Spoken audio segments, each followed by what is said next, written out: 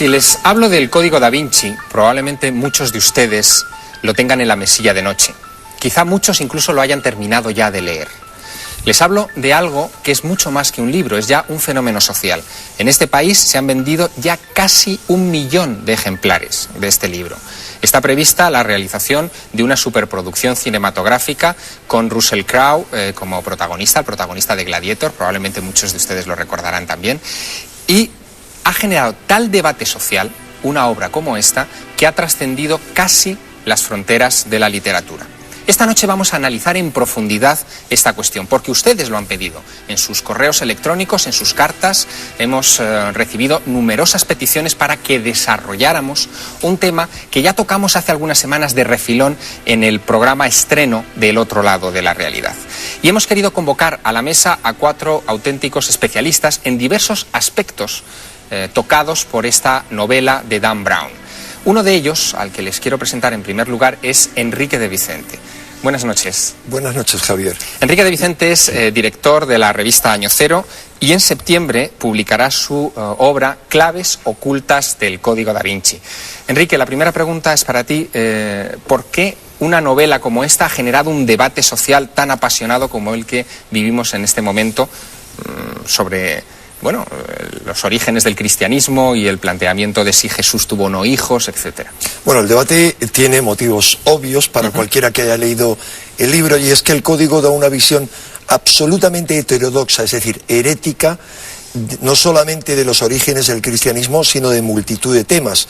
O sea, hay tal cantidad de temas de posible debate dentro del código que está más que justificado, ya justifica la polémica. Otra cosa muy distinta es analizar y entender por qué el Código Da Vinci está siendo un éxito mundial, pero no solamente en Occidente, en países tan separados como Estados Unidos y Alemania, en toda América hispana, está el número 1 de las listas de ventas. Hay países como en Francia, quizá porque toca temas franceses y los franceses son tan así, está el número 3. Pero ¿por qué es un éxito también en China comunista, en Taiwán, en Japón? Yo creo que eso se debe a toda una serie de motivos que van más allá de lo que se analiza normalmente. Y es a que el libro, el Código Da Vinci, evoca poderosos arquetipos. Mitos, algunos de ellos muy antiguos, que se reactualizan, y otros modernos. Digamos, los mitos, los arquetipos, están en lo profundo de nosotros mismos. Y suscita arquetipos tan diversos como el arquetipo de la diosa, toca la parte femenina, interesa. Si tú vas en cualquier medio de comunicación verás que una mayoría de las personas que leen el código son mujeres, pero hay otro motivo más también para mí, y es que bajo la apariencia de un thriller, de una novela pues de aventuras policíaca, realmente lo que se esconde es una novela de caballería modernizada en la que un especialista en símbolos y una criptóloga policial parten juntos en búsqueda de un extraño grial, con los malos y la policía pisándole los talones. Otro de nuestros invitados esta noche es el padre Antonio Aradillas. Él es periodista, es un sacerdote que además ha escrito cerca de 80 libros. Buenas noches, o más de 80 libros. Bueno, sí, pero vamos, eso no tiene nada, solamente tiene el mérito de que ese es mi oficio. Bueno, y que usted es muy trabajador. Su última obra se titula 666 preguntas y respuestas sobre el Código Da Vinci. Título, desde luego, provocador, en el que abunda además en un aspecto que ha citado nuestro anterior invitado, Enrique de Vicente, ese aspecto de la feminidad, cómo se toca el papel de la mujer en el Código Da Vinci. Sí, es un papel clave, y por otra parte yo he estado sensibilizado a través de varios libros, de bastantes libros, dedicados al tema de la mujer. Y por lo tanto, pues es lo primero que me ha llamado la atención, de tal forma que el primero de los capítulos de que consta el libro mío, pues es concretamente el tema de la mujer. Y estoy sobrecogido de verdad al pensar que, y al constatar que en el último capítulo, 101 del libro del Código Da Vinci, del Código Da Vinci, él casi que termina diciendo, que para mí me ha preocupado tremendamente en relación con la idea de la mujer que tiene. Él dice expresamente que en definitiva la mujer es carne rosada y vientre florecido.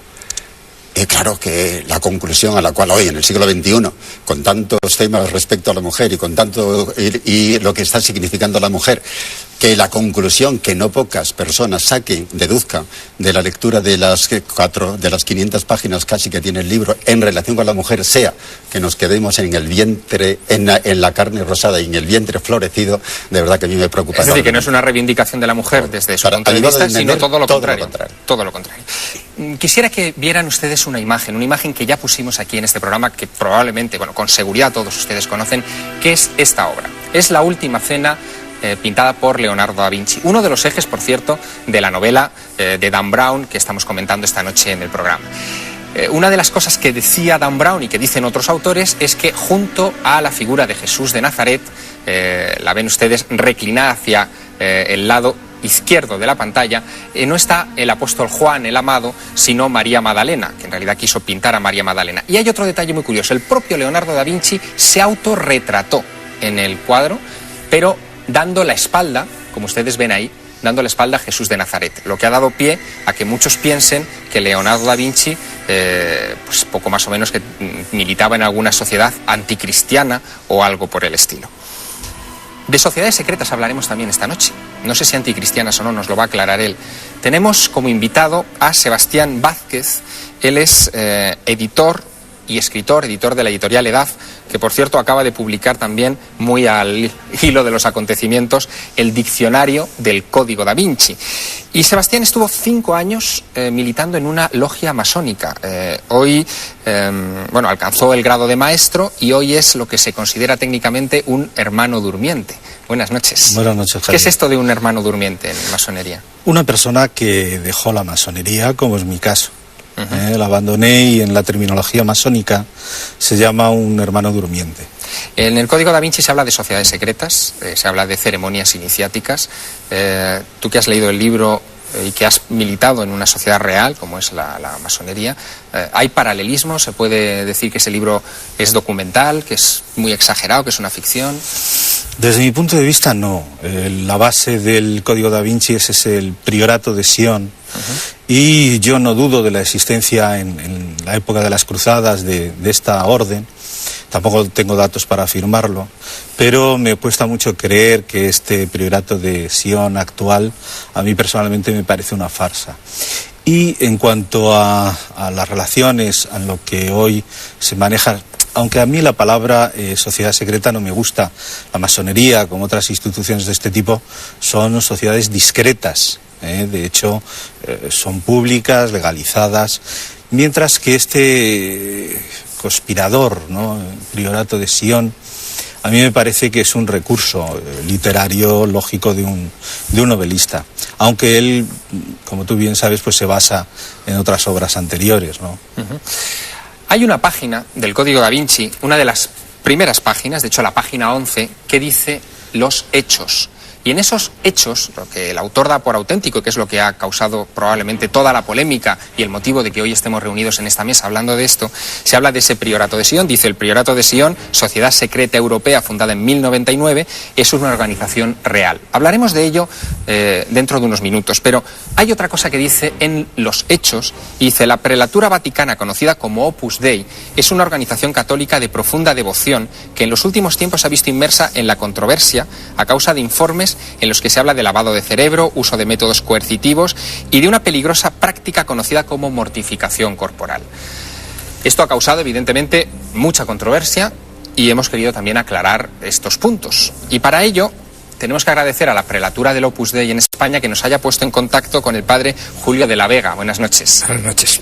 El padre Julio de la Vega es sacerdote del Opus Dei, teólogo y autor de El complejo mundo de las sectas, un ensayo en el que también se tocan muchos de los temas que esta noche van a salir a colación en esta mesa.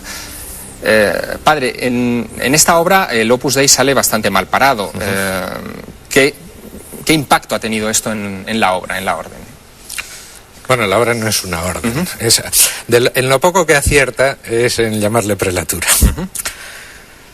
Impacto ninguno. O sea, porque claro, cuando se niega lo evidente, o sea, cuando se de alguna manera deforma la evidencia que tienes tú todos los días, pues no tiene mucho impacto, ¿no? Quizás pues haya un poco de pena, digámoslo así, pensando que se puede deformar una imagen que no responde a la realidad, ¿no? Por ejemplo, ese aspecto que ha sido muy controvertido de la mortificación corporal.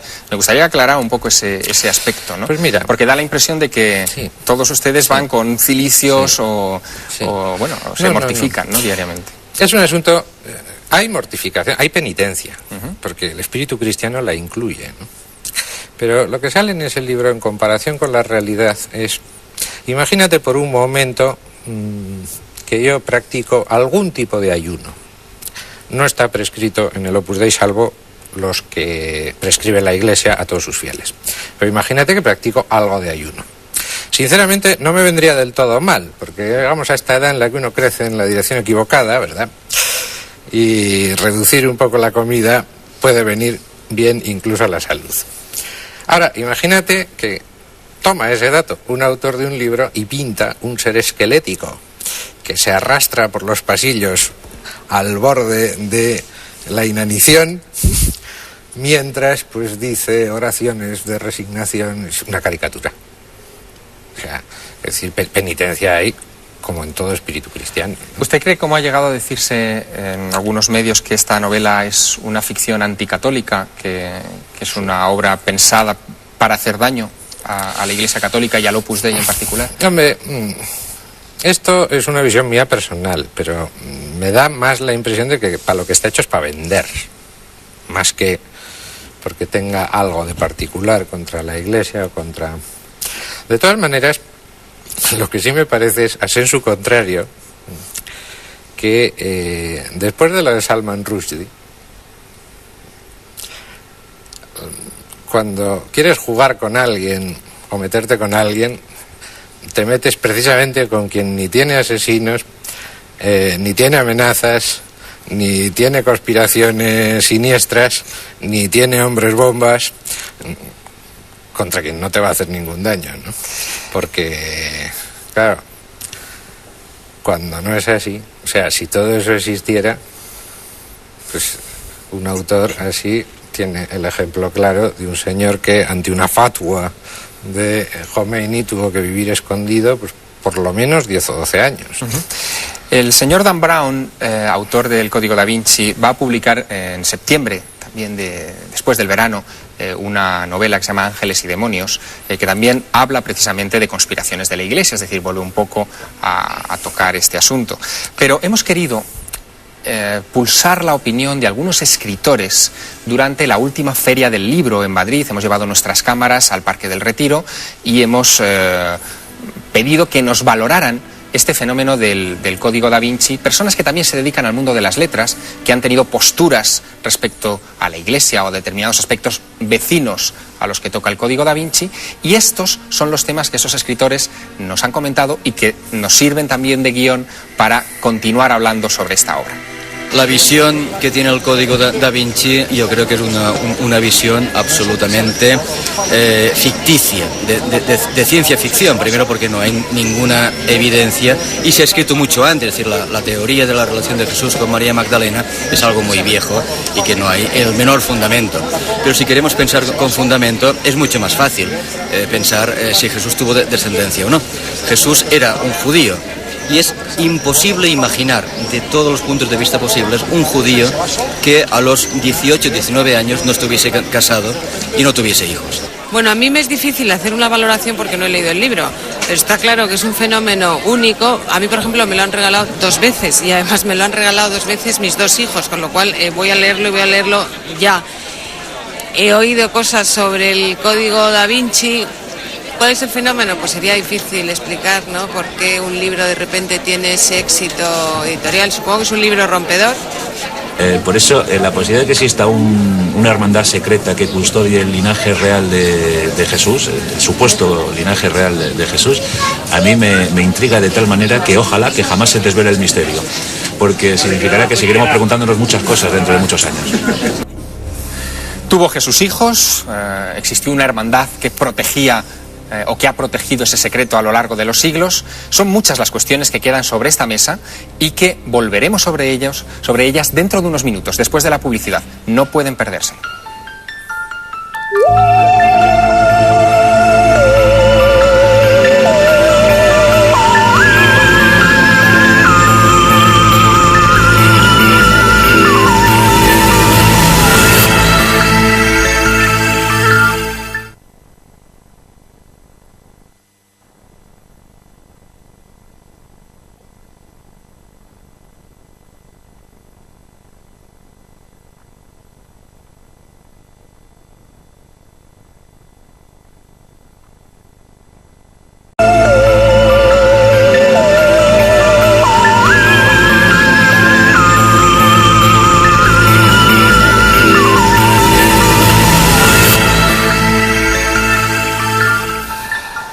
Seguimos leyendo el Código da Vinci y seguimos profundizando en sus polémicas. Decíamos, o decían antes de la publicidad, una serie de escritores a los que hemos abordado, que quizá una de las claves del éxito es el abordar temas polémicos relacionados con la supuesta descendencia de Jesús de Nazaret. De hecho, ese es el eje, la columna vertebral del libro, de la novela de Dan Brown, El Código da Vinci.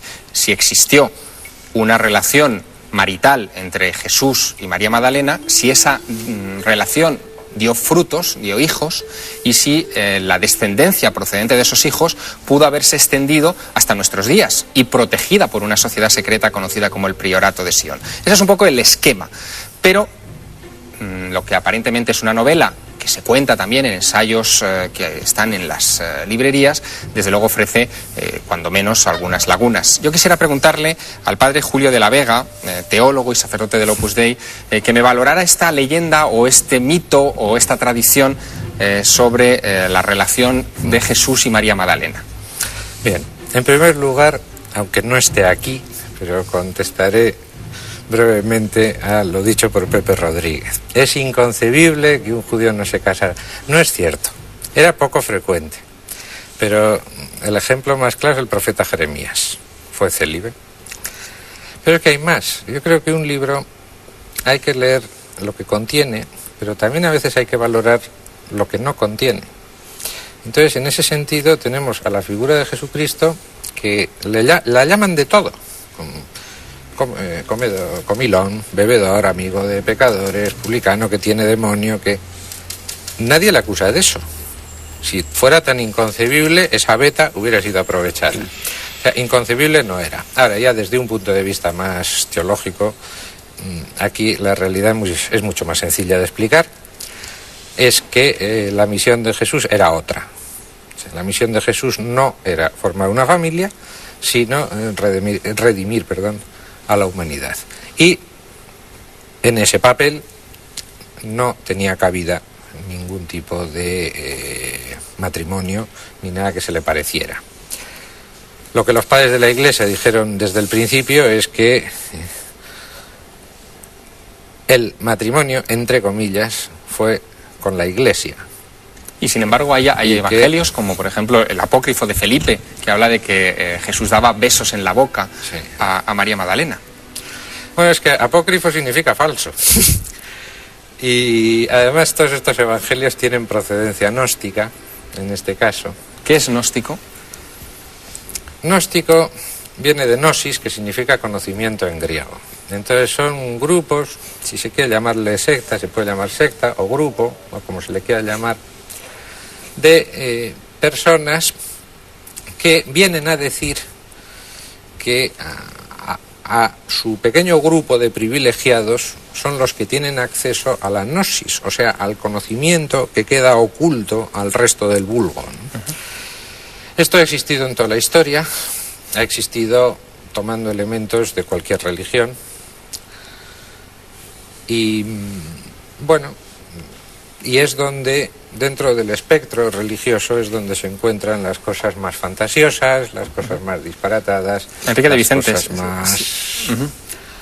hasta las cosas más divertidas, si se puede hablar así, porque a veces son cosas que te hacen reír incluso, ¿no? Enrique de Vicente, la valoración de los evangelios apócrifos como fuente de información, al menos según se desprende de Dan Brown, es es importante, es decir, él saca mucha información de ahí y también mucha conectada con este asunto de la descendencia de Jesús. Él saca mucha información de ahí y bueno, la valoración personal que yo hago de algunos evangelios gnósticos, no de los apócrifos en general, entre los que hay algunos que son muy, muy posteriores al nacimiento de Jesús y donde se dicen, para mí, cosas fantásticas y absolutamente increíbles. Sin embargo, yo sí le doy una valoración notable de tipo espiritual y, ¿por qué no, de tipo documental, de carácter documental, a algunos evangelios gnósticos que probablemente proceden del siglo I, como proceden algunos de los 4 canónicos. ¿Cuál es la diferencia entre unos y otros? Pues que los 4 canónicos fueron aceptados en Nicea como tales. 3 de ellos son muy similares, los 3 sinópticos. Sin embargo, el de Juan era un evangelio que había sido rechazado por muchas comunidades cristianas en los primeros siglos del cristianismo, sobre todo en el siglo I. Ciertamente, muchos seguidores de esa iglesia de Juan o del discípulo amado se unieron a la iglesia de Roma y otros derivaron hacia el gnosticismo. Pero, en concreto, este evangelio gnóstico al que estaba haciendo referencia, yo creo que tiene un mensaje espiritual interesante y yo le doy un valor, al igual que se lo doy a los otros. ¿Por qué? Porque yo no sigo la ortodoxia, no me considero un cristiano, me considero cristiano, pero en absoluto ortodoxo, sino abierto. Yo no haría nunca una desvalorización del gnosticismo primitivo, cristiano primitivo, sino por el contrario le doy un gran valor y creo que sus diversas corrientes, que eran totalmente contrapuestas en ocasiones, había algunos que, se entregaban a la sexualidad con unas concepciones muy concretas y otros, por el contrario, que eran muy ascéticos, y sobre todo esta corriente ascética, yo creo que influyó mucho en la iglesia primitiva. Estamos a una hora donde ya se puede hablar algo de sexo, padre, en antena. Padre Aradillas, en el libro se habla mucho de sexo sagrado, de matrimonio sagrado, conectado también con rituales iniciáticos. ¿Usted ha estudiado esto especialmente? Sí, especialmente, de tal forma que el segundo de los capítulos del libro mío es precisamente la sexualidad que se deduce, el concepto de sexualidad que se deduce de la lectura del Código da Vinci. Se llega incluso a afirmar que los pórticos de las catedrales góticas son una especie de esquema del sexo femenino. Se llega a afirmar, eso es, no solamente que el pórtico, sino que la misma nave central de la iglesia, de las catedrales, por ejemplo, de las basílicas, con su respectivo transepto, pues eso significa algo así como el símbolo femenino, de la feminidad. Y entonces, hombre, clitoridizar simbólicamente las catedrales desde una base de interpretación casi biológica o zoológica casi, me parece que es una tontería. Sin embargo, por ejemplo, respecto a los símbolos de la sexualidad, se insiste mucho en la gloria que parecen disponer nuestros amigos franceses, estimando que la Torre Eiffel pues es el símbolo fálico más importante de Francia. Yo me recuerdo al haber leído esto, digo, dime de qué alardeas y te diré lo que no tienes. Bueno, es decir, que me parece que es una zoologización tan tremenda respecto a la concepción simbólica de la sexualidad, muy reducida a genitalidad. Sin embargo, el asunto de los símbolos es un tema complicado, difícil, muy difícil de exponer en televisión, pero yo le pediría a Sebastián Vázquez, que durante 5 años militó en una logia masónica y que los masones funcionan fundamentalmente por símbolos, que nos explicara un poco cómo eran las ceremonias iniciáticas en las que uno ingresa en una logia y que nos la compare un poco con esas ceremonias un poco extrañas que se describen también en el Código da Vinci. Primero es decir que no tienen nada que ver. Es decir, todo aquello que se describe en el Código da Vinci a mí me suenan más a ceremonias un poco traídas con prisas y tomadas de movimientos New Age. En la masonería, que además es conocido, hay, digamos, 2 ceremonias fundamentales. Una de ellas es la entrada a la masonería, lo que se llama la ceremonia de iniciación, y luego la ceremonia del pase a tercer grado, grado de maestro. Esas son las ceremonias principales. Efectivamente, la masonería se mueve en base al simbolismo. lo que se llama el utillaje simbólico. De hecho, en la primera etapa de la masonería, que es el aprendizaje, donde el aprendiz está en silencio, es un observador, ¿eh? La segunda etapa, la del compañero, podríamos decir que es la etapa del estudio de esos símbolos, en donde ya al compañero se le ofrecen una serie de herramientas de trabajo, y ya la etapa del maestro sería la etapa de la acción, de la construcción. ¿Y cómo ve un hermano durmiente de la masonería? La masonería además es una palabra que viene de masón, francés, constructor, albañil. ¿Cómo ve esa interpretación de la Iglesia entendida como una reproducción del seno materno, que también es algo que aparece en el Código da Vinci? A mí me cuesta ver ese simbolismo. Es cierto que todas las iglesias están dedicadas a María, sí, efectivamente, las catedrales. Y efectivamente hay mucho de simbolismo femenino. Ahora bien, yo creo que los constructores, ¿no? Estas asociaciones de constructores que efectivamente en la Edad Media, ¿no?, acompañan primero a los templarios hacia las cruzadas, ¿no?, porque les sirven prácticamente para construir murallas, puentes, como antes hacían los colegios de constructores con los romanos, ¿no? Entonces, aquí efectivamente estos constructores desarrollan una compleja simbología, de la cual hay parte que se ha perdido, hay que decirlo, y que efectivamente otra está todavía viva y presente. Pero hay que decir que la simbología en general y la simbología masónica en particular, según los niveles de aprendizaje, requiere una lectura distinta. Es decir, el mismo símbolo de la piedra cúbica o de la piedra labrada, que en principio la piedra cúbica es aquella que ya es la piedra formada, tallada, ¿no?, la que tiene ya, digamos, está la obra divina, está presente en ella, la otra todavía no. Eso en un nivel de lectura, de símbolo, tiene esta lectura que digo, pero en otros niveles tiene otros. Eso, por ejemplo, es una de las características de la masonería. Importante lo de los símbolos, porque la obra está llena de símbolos, muchos de ellos muy sugerentes. Quizá eso explique parte del éxito, como decía Enrique de Vicente al principio del programa, de esta obra, de esta novela. Pero importante también, muy importante, subrayar que se trata de una novela, es decir, que se trata de un artificio literario. Hemos preguntado a más escritores en la Feria del Libro sobre esta obra, y les hemos pedido que nos valoren desde el punto de vista literario y desde el punto de vista del contenido el Código da Vinci de Dan Brown. Les escuchamos. Hombre, hay distintas valoraciones, ¿no? Como guión cinematográfico me parece que es muy bueno, como novela me parece que es muy malo. Y bueno, los contenidos que tiene, todos sabemos que desde que se inventó en los años 50 la historia esta del priorato de Sion, pues esto cada vez genera más libros. Yo mismo soy de los que contribuyen al engrandecimiento de un mito, y es un mito moderno, como había mitos antiguamente, ¿no? Estamos buscando nuevas religiones y esto es uno de los exponentes de esa búsqueda. Para mí es un fenómeno bastante incomprensible, porque aunque es un libro que apasiona sobre todo al principio, yo la que lo encuentro bastante, diría que muy retorcido en sus planteamientos, demasiado complicado, y vamos, yo creo que en una novela cabe todo porque es ficción, pero muy inverosímil, ¿no? En que se pudiera casar con María Magdalena, yo creo que eso es una pura invención, ¿no?, que surge, como digo, donde surgen todas las historias del Código da Vinci en los años 50 en Francia, ¿no? Pero en cuanto a que pudo tener descendencia, pues sí, ¿por qué no? Porque él era un judío ortodoxo. La gente cree que era cristiano, el primer cristiano. Él siempre fue un judío ortodoxo, y los judíos ortodoxos en Palestina en esa época se casaban a los 20, 22 años, se casaban y debían tener descendencia, ¿no? Lo que ocurre es que, lógicamente, los evangelistas después pues acotan lo que tienen que decir de Jesús y lo que no tienen que decir, ¿no? El hecho de que tuviera hermanos, etcétera, procuran que no se sepa, ¿no? Pero sí, efectivamente, pudo tener descendencia. Ahora bien, con María Magdalena, o que esa descendencia llegara a Francia, etcétera, todo eso es un mito, una invención. Sí, pero eso no es una teoría nueva. Yo recuerdo Los hijos del Grial, de Peter Berling, que también fue un bestseller en su época, y es una teoría que se repite. Cada cierto número de años aparece en un libro nuevo.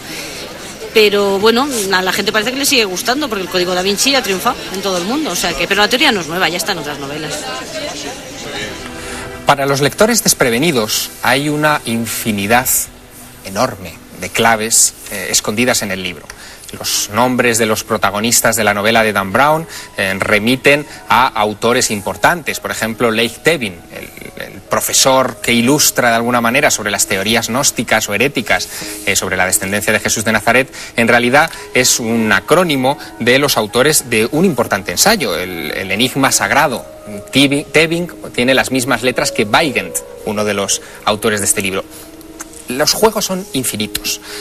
Este libro puso de moda algo muy importante y que ha dado pie a una abundante literatura, que es un pequeño misterio que en España ha pasado quizá un poco desapercibido, pero no así en Europa, que es el misterio de Rennes-le-Château, un pueblecito de los Pirineos franceses en el que a finales del siglo XIX un sacerdote, Berenguer Saunier, comenzó a gastar enormes cantidades de dinero. Se habla de 3 millones de euros, el equivalente a 3 millones de euros para construirse una biblioteca impresionante, como esta que vemos aquí en la imagen, una torre neogótica.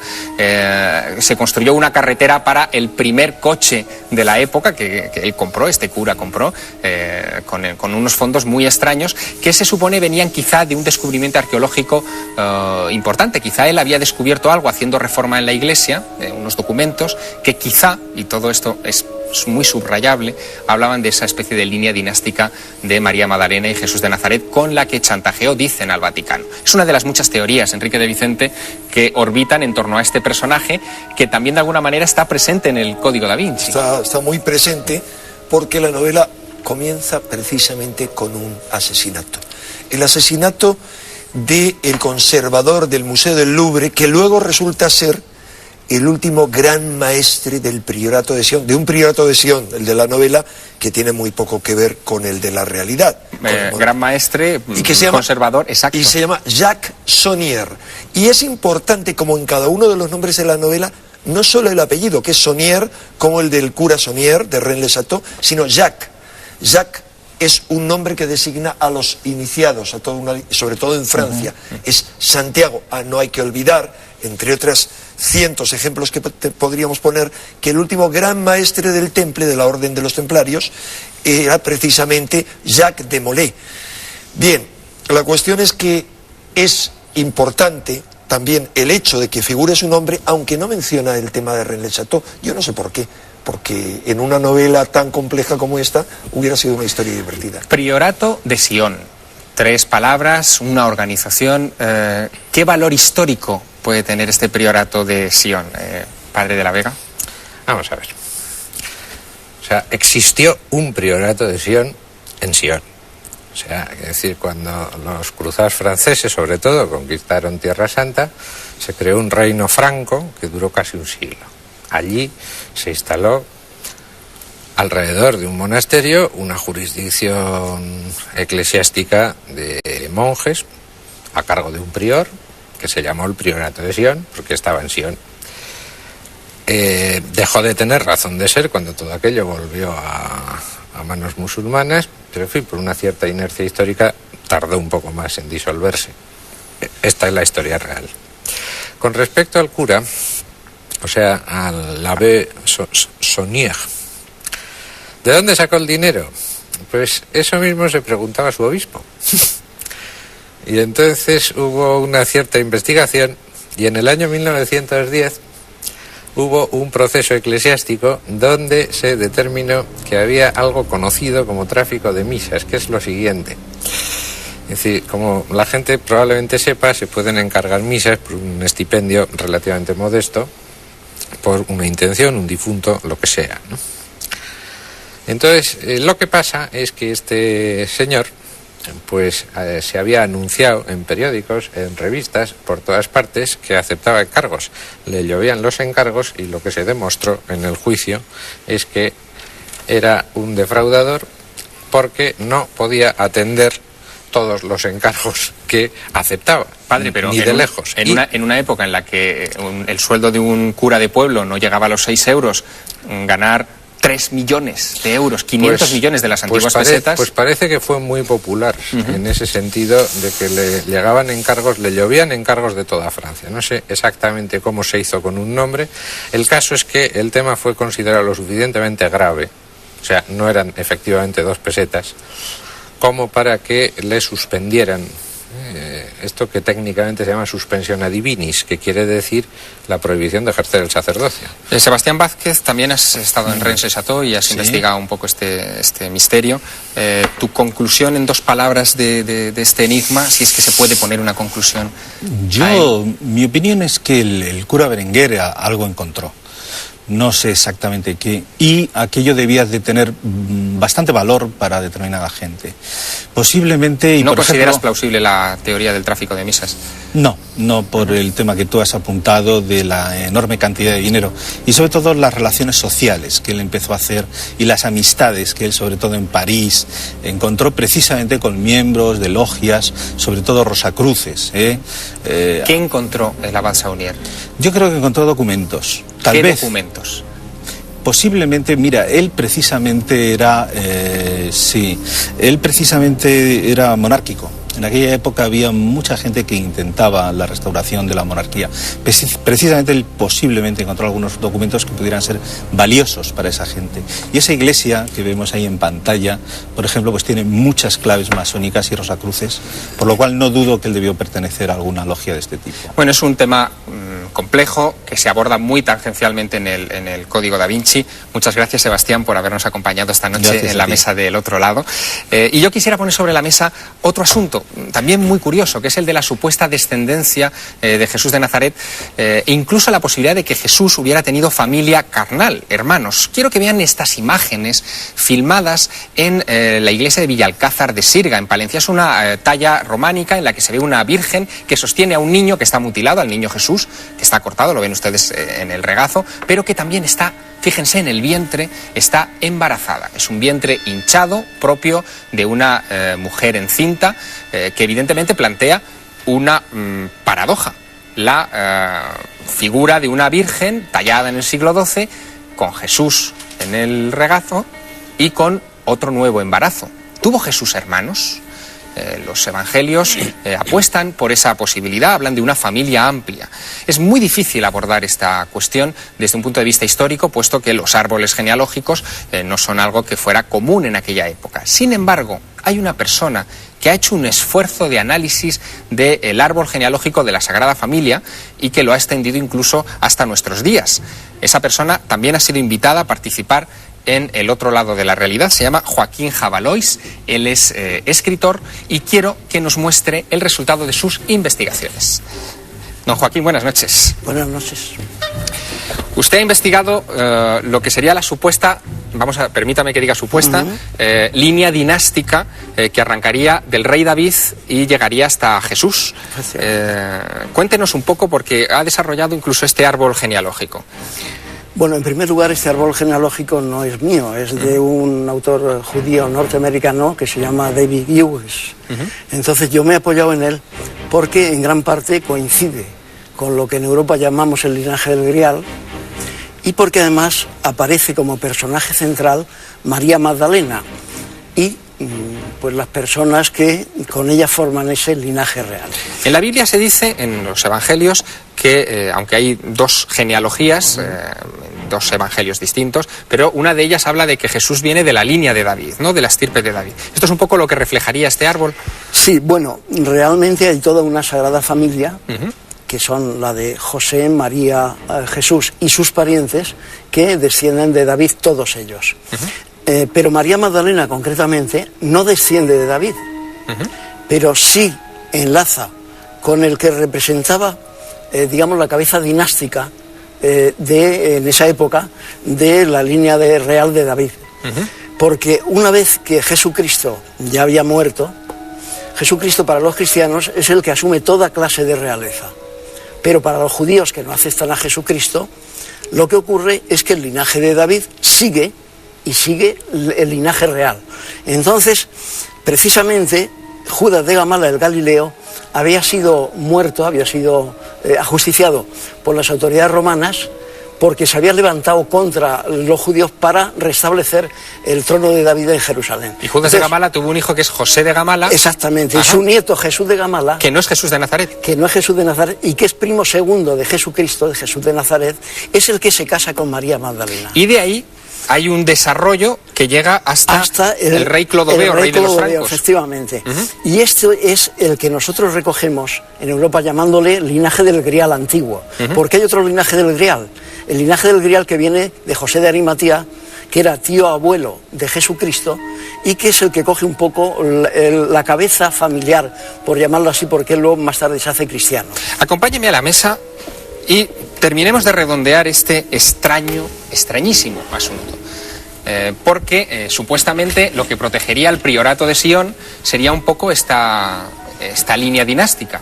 ¿Qué credibilidad le otorga Joaquín Jabalois, autor de este libro, de El Grial secreto de los cátaros, al asunto del priorato de Sion?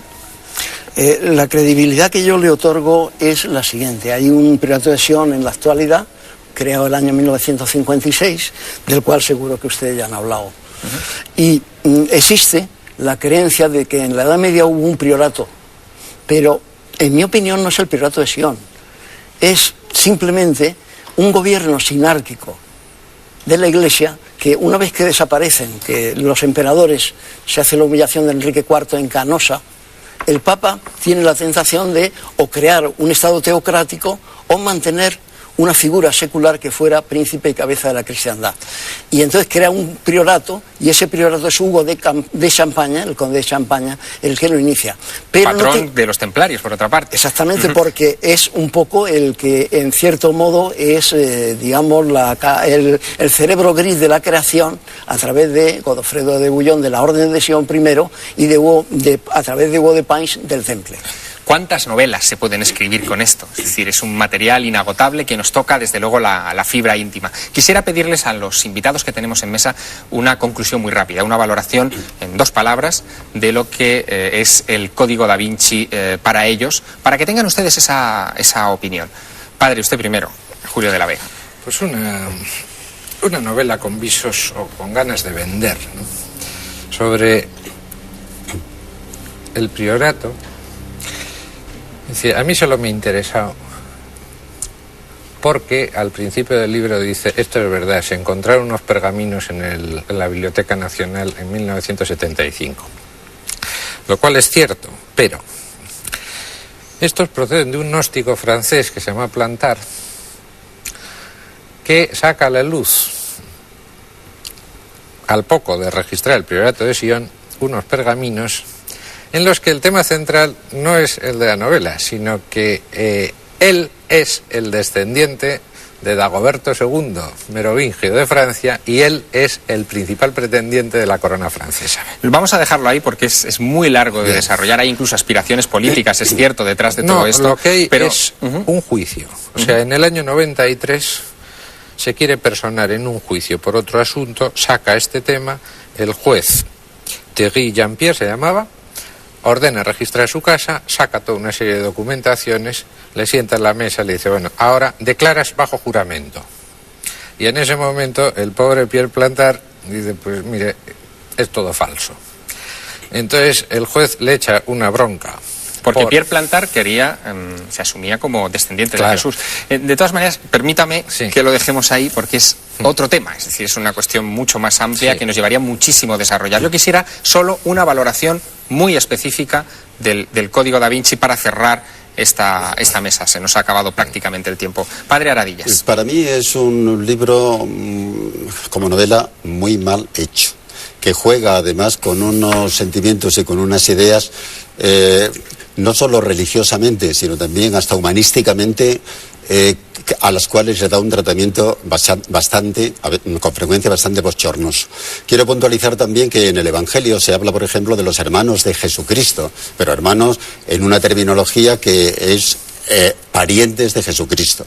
Por otra parte, quiero puntualizar también que cuando se ha hablado aquí de que Jesucristo era un judío ortodoxo, mire usted, Jesucristo no era un judío ortodoxo, de tal forma que no se le ve siquiera una vez en el templo orando. Y un judío ortodoxo estaba obligado a hacerlo. Y, sin embargo, a él le gustaba orar a la orilla del río, del monte, del mar, etcétera, etcétera. Pobre valoración, por tanto. Joaquín Jabalois, desde su perspectiva de genealogista e investigador de estas cuestiones. Sí, para mí la obra de Dan Brown está planteada no como una novela neutra, está planteada como una obra que quiere ir a una determinada finalidad. Y por eso comienza con la paradoja de, siendo una novela, decir que hay unos hechos. Y entonces parece que la novela está un poco como colgando de la percha que suponen esos hechos. Con lo cual, como esos hechos realmente se ha probado que la mayor parte de ellos son inexactos, el contenido de la novela es un poco falso. Un poco superficial, digamos. Un poco superficial. Enrique de Vicente, las claves ocultas del Código da Vinci estarán pronto en las librerías. En septiembre. ¿Qué nos vas a revelar en ese libro? Muchas cosas, pero fundamentalmente, como conclusión, me interesa destacar mi opinión de que el código creo que no es una cosa de este momento, sino que es un libro que dejará una novela, por muy mala que pueda ser literariamente según algunos, y por muchos errores que los contiene, marcará de algún modo la historia, al menos la pequeña historia de las ideas. Es un libro que para mí, al margen de todos esos errores, despierta una polémica, nos hace hablar de toda una serie de temas que hasta ahora habían estado reducidos a un público minoritario. Al mismo tiempo, abrir los ojos a la gente a todo eso y de tener algunos valores para mí, como es lo femenino, redescubrir la imagen de lo femenino. Para mí el problema del código es que reduce a Jesús a una imagen no humana, que para mí es importante, sino como que es un humano más, como que es un mortal más, y ignora la dimensión espiritual de Jesús. Esa sería la crítica que yo le haría. Me quedo con las palabras de que por lo menos el libro nos ha invitado a discutir y a rescatar temas que están ahí en los pliegues de la historia y que pocas veces les prestamos atención. Quisiera dedicar estos últimos minutos, gracias Enrique de Vicente, quisiera dedicar estos últimos minutos, antes de despedir a nuestros invitados, a lo que ustedes nos aportan.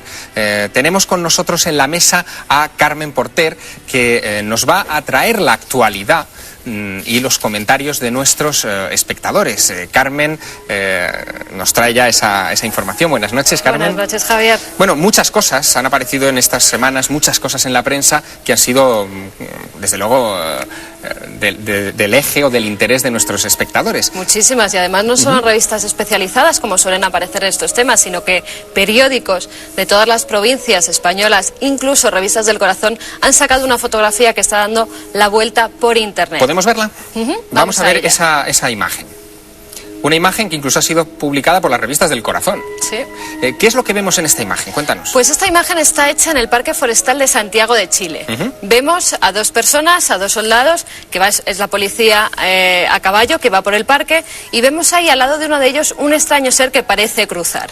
No sé si lo vemos ahí ampliado, ahora efectivamente. Nos lo enfocan. Bueno, desde luego una ardilla no parece. No, parece que no se trata de una ardilla, pero tampoco nuestros espectadores sabían lo que podía ser. Nosotros hemos llevado a que analicen esta fotografía para ver si se puede tratar de un fraude.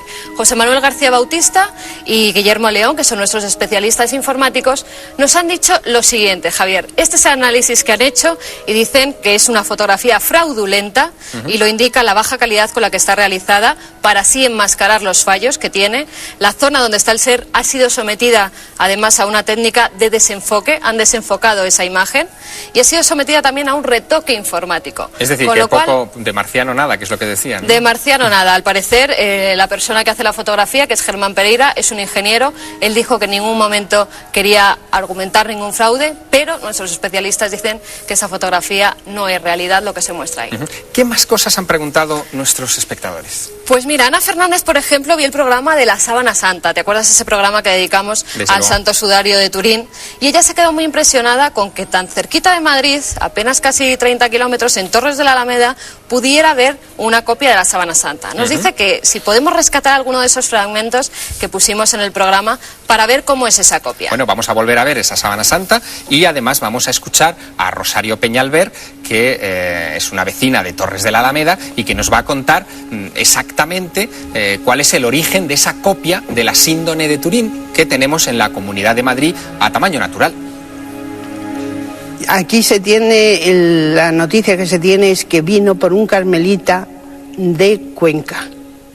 Como estaban allí los sacerdotes, hicieron allí la carrera, la familia nuestra hizo la carrera, más tenían un tío de ellos, también sacerdote, pues no se sabe si vino por ello o como hay aquí cosas que hay de Fernando VII, lo mismo en casa que en la parroquia, si vino por ese otro lado. Pues esto era lo que nos contaba Rosario. Es una sábana, una copia de la sábana santa de Turín, que además se muestra a veneración de los fieles cada Viernes Santo, coincidiendo efectivamente con la Semana Santa. Hay muchas más inquietudes, claro. Sí, hay muchas más inquietudes. Dicen que esta quedó impregnada, esa imagen, por contacto en 1620. Estuvo en contacto con la sábana santa de Turín y por esa imagen.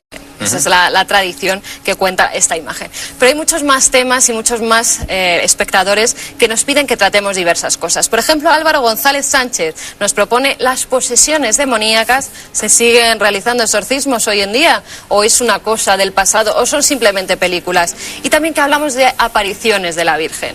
Un tema que nos piden mucho, Javier. Amparo Hilar también quiere experiencias cercanas a la muerte. Con todo el libro de Raymond Moody, que fue un bestseller mundial en el que se hablaba pues de esas experiencias, de ese túnel que mucha gente veía antes de morir, también quiere que lo tratemos. Y por último, María Ángeles, que nos dice, como no, el misterio de la Virgen de Guadalupe. Una Virgen que se encuentra en México y en cuyos ojos, que son de muy poquitos, casi nada, casi 1 centímetro no llega, ahí hay una imagen reflejada que dicen que es milagrosa porque se ve cuál fue el verdadero misterio de la Virgen de Guadalupe. Hay que ver cuántas cosas relacionadas con la Iglesia, es decir, que... Muchísimas. Los temas de la Iglesia siempre interesan, más que nada, muchas veces por lo que se cree que nos ocultan, ¿no? Por esos milagros y por lo que se dice. Y también porque no se sabe muy bien si lo que vemos en los films últimamente, y ahora que dentro de poco saldrá esa otra parte del exorcista, pues parece que todo se está moviendo otra vez. Carmen, dinos a los espectadores dónde pueden escribirnos o sugerirnos o mandarnos fotografías si quieren hacerlo después de ver este programa. Hay 2 formas de contacto. Una es el mail, el otro lado de la realidad @telemadrid.es, el otro lado de la realidad @telemadrid.es, y luego si nos quieren enviar cartas, vídeos, fotografías, lo que ustedes deseen, lo pueden hacer el otro lado de la realidad, Telemadrid, al Paseo del Príncipe número 3, 28223, Pozuelo de Alarcón, Madrid. Pues hemos llegado al fin de este espacio, del otro lado de la realidad. Y me gustaría hacerles una invitación. En la portada del Código da Vinci hay una puerta. El libro, la novela, es una puerta para que ustedes se interesen por muchos temas, que profundicen en ellos con rigor, con seriedad. Nosotros le hemos dado algunos argumentos, algunas guías incluso literarias, para que puedan seguir abundando en los enigmas que plantea el Código da Vinci, y ahora la responsabilidad de formarse es de ustedes. Lean, investiguen, buceen en los pliegues de la historia y disfruten con la aventura del conocimiento. Buenas noches.